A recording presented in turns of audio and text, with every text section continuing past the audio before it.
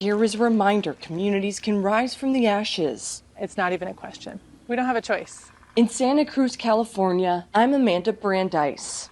Amanda, thank you. And that will do it for us today. I'm Chris Stewart. Denver 7 News at 5 starts right now.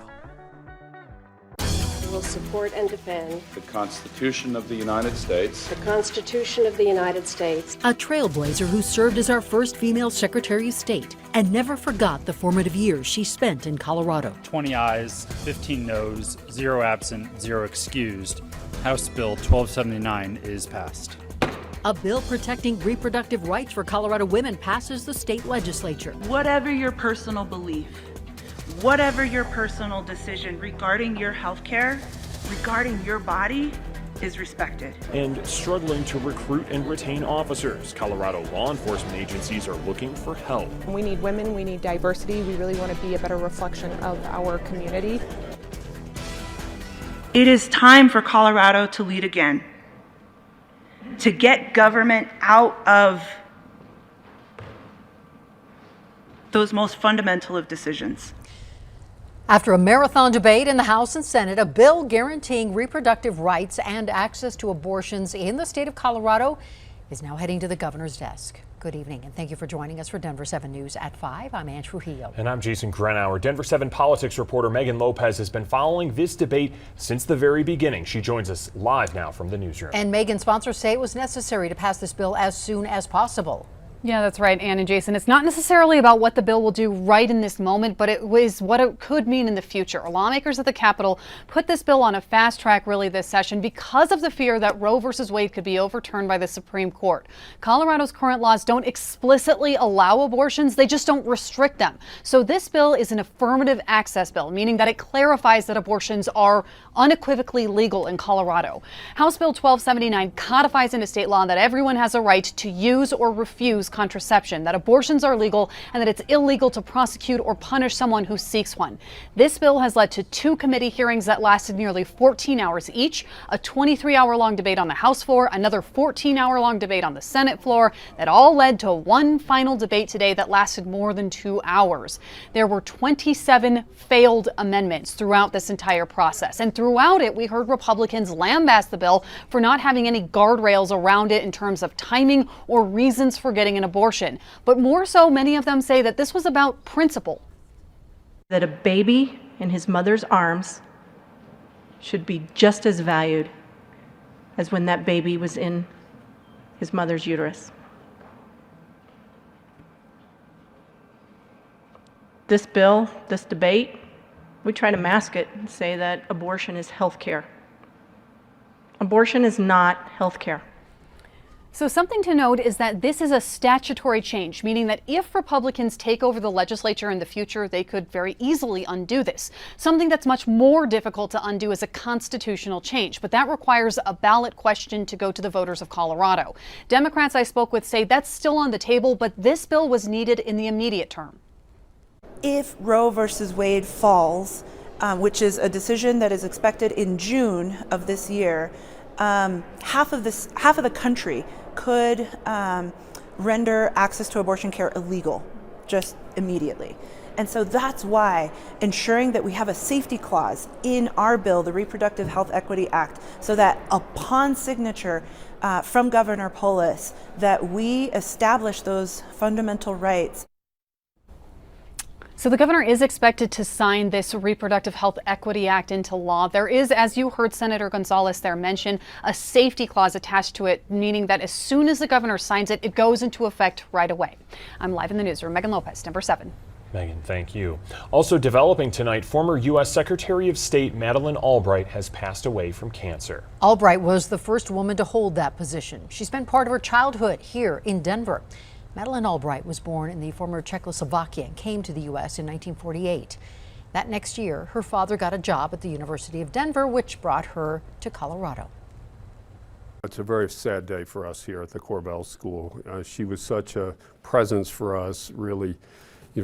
Obviously, we're named for her father. She grew up here on the campus, and she was so engaged with what we're doing here. There's so much to be learned from her, but I'm sure we'll be talking about her a lot in our classes in the coming weeks. Albright attended Denver's Maury Middle School and graduated from Kent Denver She eventually went on to serve as U.S. ambassador to the United Nations before becoming the nation's top diplomat in former President Clinton's second term. Former President Obama awarded her the Medal of Freedom in 2012. Albright spoke to DU students last year in an event with the university chancellor. During her talk, Albright said her family, quote, all fell in love with Denver and Colorado, and she says our immigrant story began there. Albright was 84 years old. There were 2 avalanches today in the high country. The first happened earlier today at Loveland Pass. One car got dangerously close to that slide, but the driver was able to safely drive away.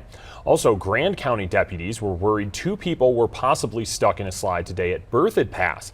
Deputies say no one was buried, and search crews have since left the scene. 2 people were killed overnight after at least 2 tornadoes hit just outside of New Orleans. The National Weather Service is rating the storm as an EF3 with winds of at least 136 miles per hour. Thousands are without power across Louisiana and Texas, where the storm hit earlier this week.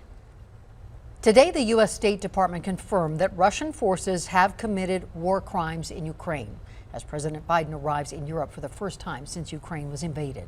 White House officials say the president will reaffirm the United States' commitment to the NATO military alliance and will work to strengthen the response from the U.S. and allies to Russia's ongoing attacks. Ukraine says some 100,000 people are trapped in the city of Mariupol, and the UN says more than 3.5 million refugees have fled to neighboring countries to escape the fighting. The Denver Zoo is doing its part to help out animals in Ukraine. The zoo has launched a fundraiser to provide emergency assistance to the zoos in Ukraine that have been impacted by the Russian invasion. Those donations will help provide food, transportation, veterinary care, and evacuation in some cases for those animals. It will also support the zookeepers and other staff that continue to care for their animals. To find out how to donate, just head to the Denver Zoo's website. The Douglas County School Board has its pick to fill the superintendent role. The board named Aaron Kane as the sole finalist. That came after hours of public comment at last night's meeting.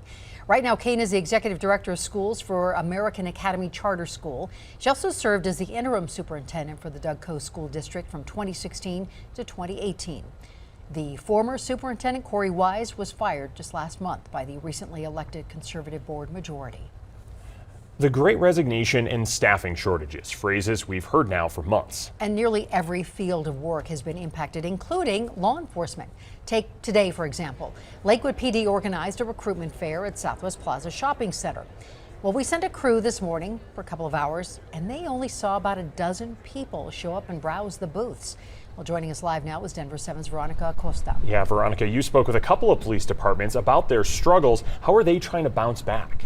Well, recruiting and retaining cops and other employees in law enforcement agencies, that can be tough. It has been tough, to say the least. At places like Aurora PD, they've lost more than 120 officers. This was just in the past year or so. And then at places like the Arapahoe County Sheriff's Office, they have dozens of positions open, both of those among those that took part in today's hiring event.